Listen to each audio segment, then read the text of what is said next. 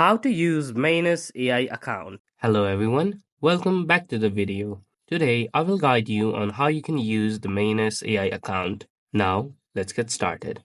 First of all, open Manus in your mobile device.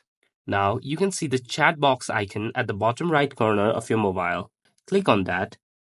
Manus is an AI that is generally autonomous AI agent that can perform complex tasks with minimal human guidance, aiming to bridge the gap between human intent and execution. Unlike traditional AI assistant, it can independently plan, execute, and deliver results for a wide range of tasks, including research, writing, coding, and more. Now, let's ask for how many languages are there in the world. This AI will give you a specific answer searching from the web browser and many more. Here you can see it has given the list of many languages that are spoken all over the world.